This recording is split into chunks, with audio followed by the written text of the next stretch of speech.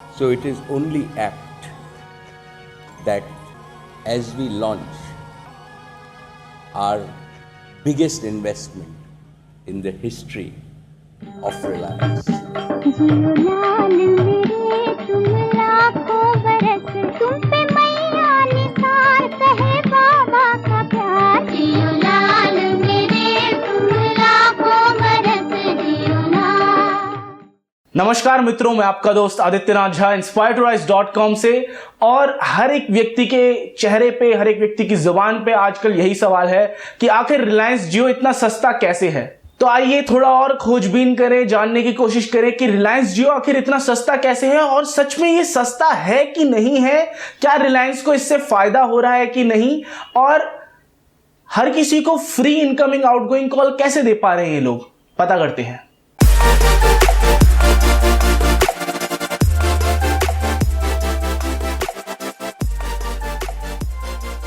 तो हर एक व्यक्ति ने देखा कि रिलायंस जियो ने जैसे प्लान्स ऑफर करे कि आप एडिशनल 1 GB 4G डेटा पे 50 रुपए दे रहे हैं, बहुत सारे प्लान्स हैं। हर एक प्लान में एक चीज बहुत ही देखने लायक है कि इनकमिंग आउटगोइंग कॉल फ्री है।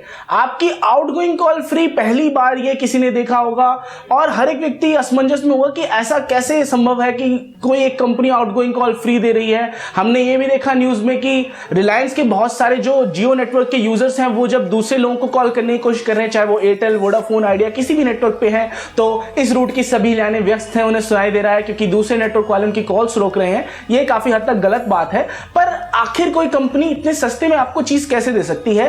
तो इस पे हम थोड़ी बेसिक्स में जाते हैं।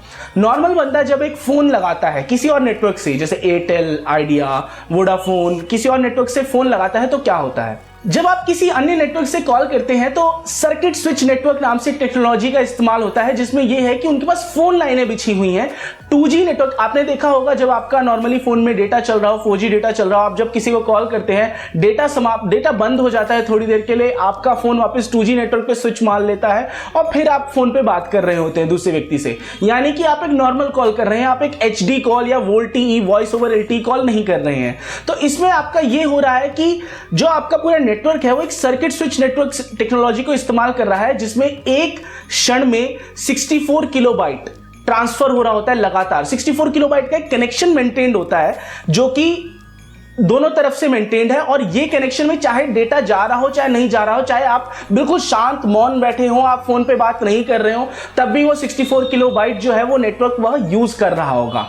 अब आइए इसे कंपेयर करते हैं VoLTE नेटवर्क से, वॉइस ओवर LTE, यानी कि जो कि जियो के पास है। जियो के पास अगर मैं आपको बताऊं 2G के लिए कोई भी इक्विपमेंट नहीं है, 3G के लिए उनके पास इक्विपमेंट नहीं है। असल में उन्होंने सर्किट स्विच नेटवर्क जो टेक्नोलॉजी होती है, फोन लाइन की तारें बिछाने वाला जो सिस्टम होता है, उसमें उन्होंने एक पैसा भी नहीं लगाया है, क्योंकि उन्होंने आगे की सोच के एक अलग ही तरह से खेल खेला है। उन्होंने क्या करा है कि फाइबर ऑप्टिक्स का पूरा नेटवर्क बिछाया है, जो कि एक इंटरनेट बैकहॉल जिसको कहा जाता है अंग्रेजी में, बैकहॉल सेटअप करा है अपने पूरे डेटा प्लान्स के लिए। और उन्होंने हर जगह सिग्नल रिसीवर, जो एक सिग्नल आपको प्रदान करते हैं, टावर, एंटीना वगैरह सब हर जगह लगा दिए हैं। अब होता यह है कि जब एक आम व्यक्ति जियो से किसी को कॉल करता है तो क्या होता है कि उसका मोबाइल 4G से 2G पे स्विच नहीं मार रहा है, उसका मोबाइल 4G पे ही डाटा पैकेट पे आपकी कॉल को ट्रांसफर कर रहा है। यानी कि आपका वॉइस और डेटा अलग नहीं है, वॉइस अब डेटा की पैकेट्स के ही फॉर्म में जा रहा है। अब होता यह है कि VoIP, voice over internet protocol जिसे कहा जाता है, जो VoLTE में यूज होता है, voice over LTE, long term evolution networks, जो कि 4G नेटवर्क्स हैं, इसमें जो प्रयोग हो रहा है, इसमें यह होता है कि इसमें वॉइस एक्टिविटी डिटेक्शन नाम से एक एल्गोरिथम यूज होता है। इसमें हो क्या रहा है कि जब आप फोन पे बात कर रहे हैं, जितने पैकेट्स में असल में इंफॉर्मेशन है वो पैकेट्स तो ट्रांसफर हो रहे हैं, पर जब आप शांत बैठे हैं या आप कुछ नहीं बोल रहे हैं, तो वो जो पैकेट्स हैं जिन्हें एम्प्टी पैकेट कहा जाएगा, जिनमें कोई भी डेटा नहीं, आपने कुछ कहा नहीं, वो खाली कर दी जाएंगे, उन्हें भेजा ही नहीं जाएगा। तो एक बड़ी ही दिलचस्प तरह की टेक्नोलॉजी है, जिसमें कि अगर पूर्ण रूप से देखा जाए तो रिलायंस का काफी बचत हो रही है। हर एक कॉल में इतना डेटा नहीं प्रयोग हो रहा है जितना कि एक साइमल्टेनियस सर्किट स्विच नेटवर्क में शायद प्रयोग हो रहा हो।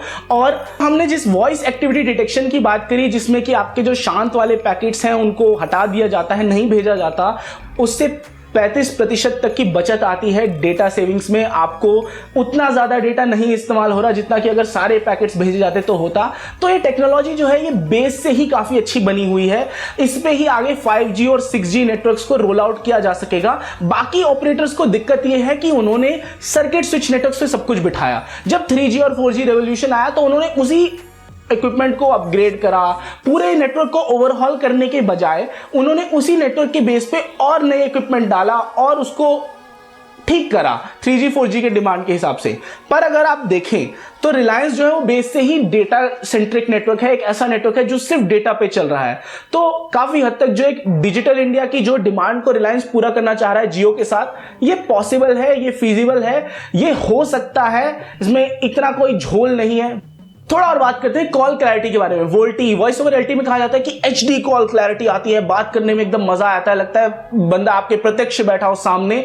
तो असल में ये हो रहा है कि HD कॉल में भी 23.85 किलोबाइट पर सेकेंड इतनी मैक्सिमम डाटा रेट जाती है जब आप एक HD कॉल वोल्टी कॉल कर रहे होते हैं। इससे ऊपर डाटा नहीं जाती। इतने में भी AMRWB wide band audio codec होता है, ये ऑडियो के लिए प्रयोग किया जाता है। इस ऑडियो में इस ऑडियो को रैप करके इस कोडेक में भेजा जाता है जब आप कॉल कर रहे होते हैं डेटा पैकेट्स में, जो कि आपको एक बहुत ही सही सुपीरियर जो बोलते हैं HD कॉल क्वालिटी प्रदान करता है। आइए थोड़ी गणना करते हैं। अगर हर एक व्यक्ति रोज 30 मिनट के लिए रिलायंस के जियो नेटवर्क पर बात करता है तो कितना डाटा यूज कर लेगा? 30 मिनट यानी कि 30/60 आपको मिल जाएंगे सेकेंड्स में हर एक दिन के अंदर। अब इसको आप मल्टीप्लाई कर लीजिए 23.85 से, आप इसकी गणना कर दीजिए, आपको मिल गया किलोबाइट जो कि हर एक व्यक्ति एक दिन में इस्तेमाल कर रहा है। इसको दोबारा 30 से मल्टीप्लाई कर दीजिए, एक महीने में कितना डेटा बंदा यूज कर रहा है। अब इसको 1024 से डिवाइड कर दीजिए, इसको 1024 से भाग देने के बाद आपको वो मेगाबाइट मिलेंगे जो कि एक बंदा इस्तेमाल कर रहा है, और उसको दोबारा 1024 से भाग देने के बाद आपको वो गीगाबाइट मिलेगा जो कि एक व्यक्ति जो कि रोज 30 मिनट बिना रुके बिना वैसे बात कर रहा है रिलायंस के जियो नेटवर्क पे, जो कि हर एक व्यक्ति नहीं कर रहा होगा। आप ये समझते हैं, मैं भी समझता हूं कि कुछ लोग पूरे दिन बात करेंगे और कुछ लोग शायद 1-2 मिनट भी कॉल ना करें। तो ये होने वाला है। तो अगर ऐसा होता है तो हर एक व्यक्ति 30 मिनट बात कर रहा है तो आपको 1.22 GB ये आपको डेटा मिलेगा जो कि एक बंदा वॉइस कॉल में खर्च कर रहा होगा।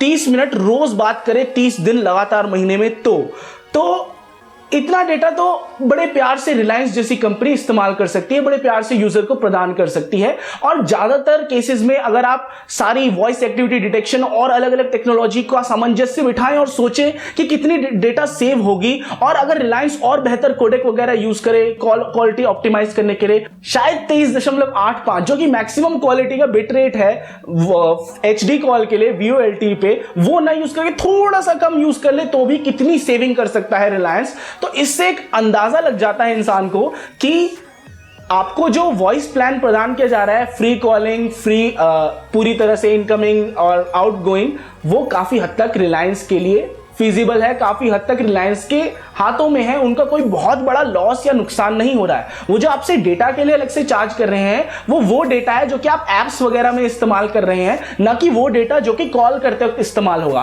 कॉल करते वक्त आप कितना भी डेटा प्रयोग करेंगे वो फ्री होगा। और इसके पीछे रिलायंस की वही दूर की सोच है कि शायद जो पहले एक नया बंदा है वो जोश में ज्यादा कॉल करे लोगों से, लेकिन एक समय के बाद एक यूजर की जो इस्तेमाल करने की प्रतिक्रिया होती है वो आम हो जाती है। तो सिर्फ तभी लोगों को कॉल करेगा जब उसे जरूरत होगी और इतना ज्यादा डेटा नहीं खर्च करेगा। एक आम व्यक्ति किस तरह की कॉल क्वालिटी की अपेक्षा कर सकता है रिलायंस जियो के नेटवर्क से? तो अगर आप वोल्टी से वोल्टी वाले बंदे को कॉल कर रहे हैं, आपको जो ऑडियो क्वालिटी मिलेगी उसको जैसे बोलते हैं CD ग्रेड क्वालिटी जो होती है, जो बहुत ही अच्छी होती है, बिट रेट हाई होता है, आपको वैसी क्वालिटी मिलेगी। जब आप एक वोल्टी से नॉर्मल बंदे को कॉल कर रहे हैं, 2G वाले बंदे को कॉल कर रहे हैं, या 3G वाले बंदे को कॉल कर रहे हैं, या फिर भी किसी ऐसे अच्छे नेटवर्क वाले को कॉल कर रहे हैं, तो आपको ऑडियो ऐसा लगेगा जैसे आप FM सुनते हो वैसे तरीके का। लेकिन अगर आप वोल्टी से किसी लैंडलाइन वाले बंदे को कॉल कर रहे हैं तो फिर वैसा ही हो जाएगा कि आपने एक वो जो कप वाले फोन ले रखे हैं और दूर फैला रखा है और आप उस एक कप से दूसरी तरफ बोल रहे हैं, आपको नॉइज सुनाई देगा, उसमें आपको वो क्लैरिटी नहीं मिल पाएगी। तो कनेक्शन की जो क्वालिटी है वो इस बात पर निर्भर करती है कि दोनों तरफ के बंदों के पास अच्छा कनेक्शन है कि नहीं है। इस बात पे नहीं निर्भर करती कि एक ही बंदे के पास वोल्टी नेटवर्क हो तो दूसरा भी उसको अच्छी क्वालिटी दे देगा। दोनों तरफ से अच्छा नेटवर्क होने की जरूरत है, तभी आपको वो जो HD क्वालिटी है उसका मजा मिल पाएगा। तो इसमें आखिर रिलायंस का क्या फायदा है और उपभोक्ता का क्या फायदा है? रिलायंस को यह फायदा है कि पूरा एक सर्किट स्विच नेटवर्क बिठाने के बजाय 2G 3G सबको सपोर्ट करने के बजाय उन्होंने सिर्फ एक ऐसा नेटवर्क बिठाया जो कि सिर्फ डेटा सेंट्रिक नेटवर्क है, सिर्फ डेटा का प्रयोग कर रहा है, तो उनकी बचत हो गई। जितना वो पैसा एक 2G 3G सेंट्रिक नेटवर्क लगाने में लगाते, शायद वो बाकियों से कंपीट करने की कोशिश करते, अलग से मतलब वही स्ट्रैटेजी फॉलो करते जो कि एयरटेल, वोडाफोन, आइडिया फॉलो करते आ रहे हैं, तो उन्हें बहुत दिक्कत होती, बहुत पैसे का खर्चा होता और शायद वो ये सर्विसेज नहीं प्रदान कर पाते जो कि अभी वो करने की कोशिश कर रहे हैं। और फायदा कंज्यूमर को यह है कि उसे पूरा डेटा मिल रहा है, उसे कॉलिंग फ्री मिल रही है, वो डेटा का प्रयोग करेगा। मैं आपको एक और बात बताता हूं, जो आप अलग से डेटा का प्रयोग कर रहे हैं वो प्लान जो है वो इतना भी कोई जबरदस्त नहीं है। मेन अच्छी बात यह है कि आपको कॉलिंग फ्री मिल रही है जो कि एक डेटा पे ही जा रही है, तो कंपनी का भी फायदा है और काफी हद तक एक एंड यूजर, एक कंज्यूमर का भी फायदा है। पर अगर आप एक लंबी दूरी के बारे में सोचें, जब बहुत सारे लोग इस नेटवर्क पे आ जाएंगे तब जाके हम ये कह पाएंगे कि क्या ये नेटवर्क सब कुछ झेल पा रहा है कि नहीं। इतने सारे लोग प्रयोग कर रहे हैं तो क्या ये हर एक बंदे को एक मिनिमम एक ब्रॉडबैंड की स्पीड होती है, जो एक अच्छी एक स्पीड होती है, वो सबको मिलेगी कि नहीं।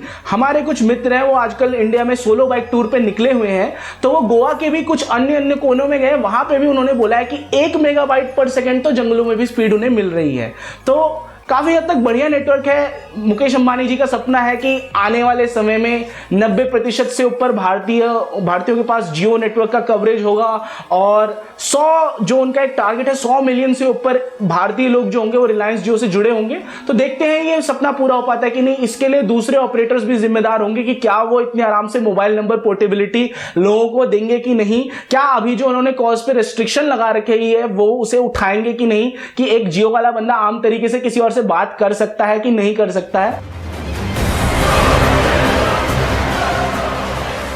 देखते हैं क्या होता है। जब तक जियो का फ्री प्रीव्यू ऑफर चल रहा है दिसंबर के अंत तक, तब तक तो बहुत सारे लोग इस नेटवर्क से जुड़ेंगे, पर दिसंबर के बाद इस नेटवर्क का क्या होता है यह जानने के लिए हमारे साथ जुड़े रहें। मैं आपका मित्र आदित्यनाथ झा inspiredtorise.com से अलविदा लेते हुए सदा निरंतर सतत आगे बढ़ने के लिए प्रेरित रहिए।